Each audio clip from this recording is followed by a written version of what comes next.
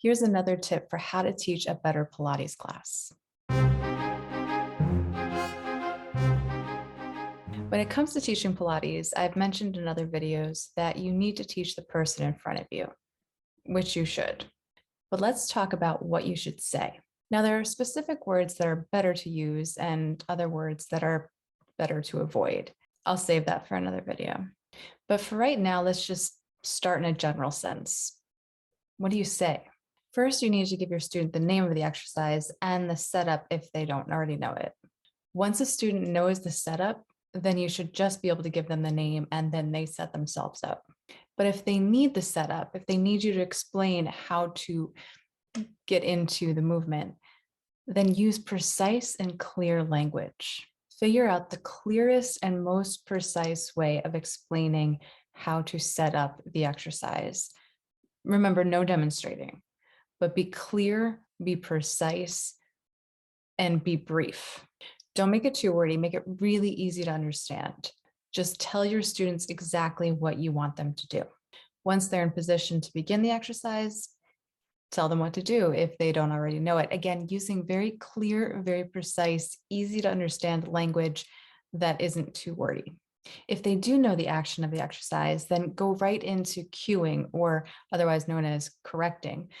Go right into it, whichever they need. If they need an explanation, give them an explanation. If they already know what to do, then begin correcting. Now, this may be different for every exercise. For some exercises, your students might need more of a setup and more action words. Other exercises they know really well, and you can go right into correcting. It really depends on your class. It's not a set thing for every single exercise. It depends on where your students are at. Teach the person in front of you. But while you are correcting or giving them the action words of the exercise, speak in the rhythm of the exercise. So again, remember, in classical Pilates, you're not demonstrating. You're just using your words to convey what you want your students to do. So using rhythm within your voice for either telling them the action of the exercise or correcting the exercise, use the rhythm of the exercise. It's a 2-for-1. For example, take side leg kicks. So the beginning of side leg kicks, you kick to the front, you kick to the back, right? So you can say it in the rhythm: kick, kick, lengthen, kick, kick, lengthen. That's the rhythm you want your students to perform the exercise. You might as well give them that rhythm, kind of like a conductor with an orchestra. Give them the rhythm that you want. So one last note: how many corrections should you be giving during a class or an exercise? It depends on your students. It depends on what they need and what they're ready for. So give them as many as they can handle in that moment, but not too many.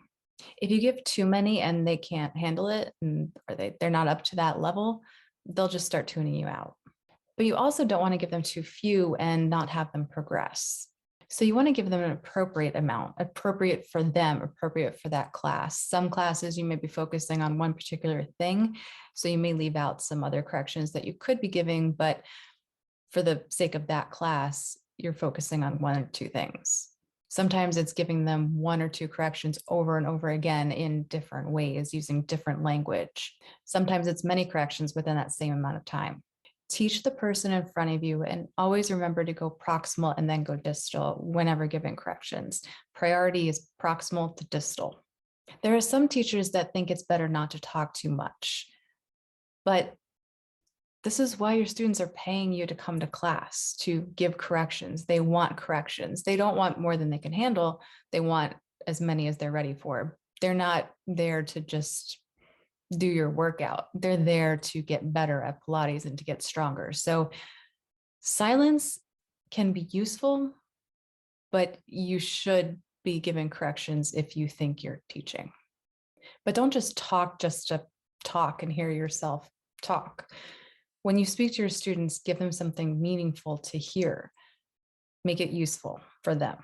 Every time you open your mouth in a Pilates class when you're teaching, there should be a reason behind it. Give your students what they came for, but don't overwhelm them. Teach the person in front of you, both in terms of what exercises you give them, but also how you speak to them and what you say.